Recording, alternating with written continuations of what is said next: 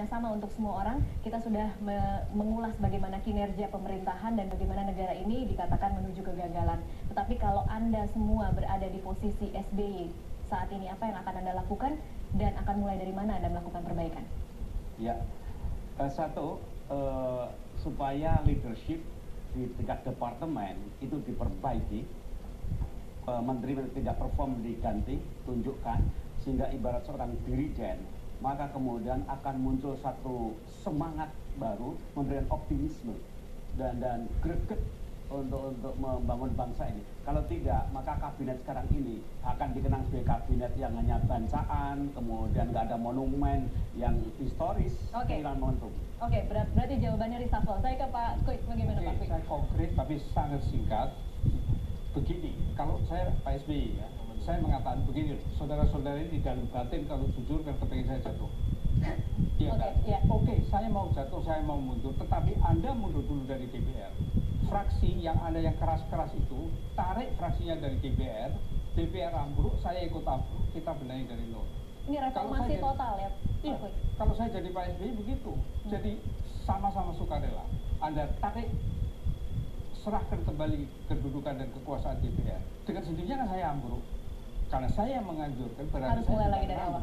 Setelah ambruk semua, nah duduk bersama-sama tokoh-tokoh bangsa yang beneran, bukan anggota DPR. Anggota DPR diambrukkan sendiri oleh para DPP, DPP-nya kredibel, partai politik. Oke, paling ekstrim adalah Pak Kwik.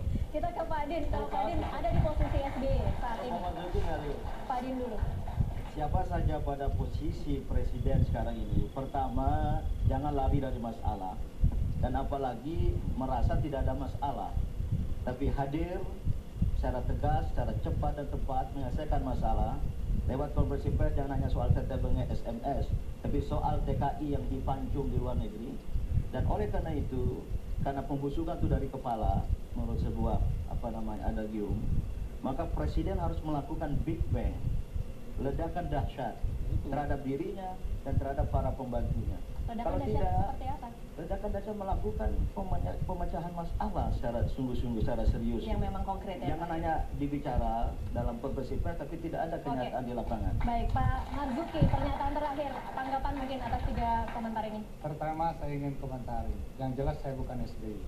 Itu satu pertanyaan. Pertanyaan itu bukan untuk Pak Marzuki. Ya, Saya yang menanggapi pertanyaan. bahwa saya juga bukan presiden. Jadi saya tidak bisa melihat bagaimana posisi apabila saya menjadi seorang presiden. Tetapi dalam kesempatan ini saya ingin menyampaikan beberapa hal. Pertama, mari kita bangun kebanggaan kita, kebanggaan nasional kita. Jangan kita melecehkan kepala negara kita. Kita hormati kepala negara kita, lakukan kritik yang baik, jangan memprovokasi, menimbulkan image terhadap seolah-olah negara ini betul-betul akan menjadi negara gagal dan sebagainya. Itu yang pertama. Yang kedua, mari kita bangun kebersamaan, menyelesaikan persoalan-persoalan bangsa ini. Mari kita dudukkan apa sebetulnya masalah bangsa ini. Apakah ketidakpuasan di dalam pemilu, apakah memang sistem yang tidak baik.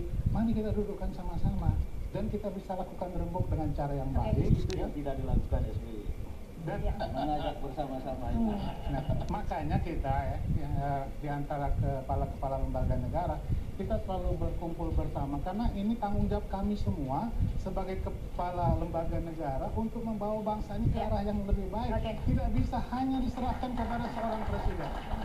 Baik, terima kasih Pak Din, Pak Marzuki, Pak Kwik, dan Pak Komarudin untuk waktunya di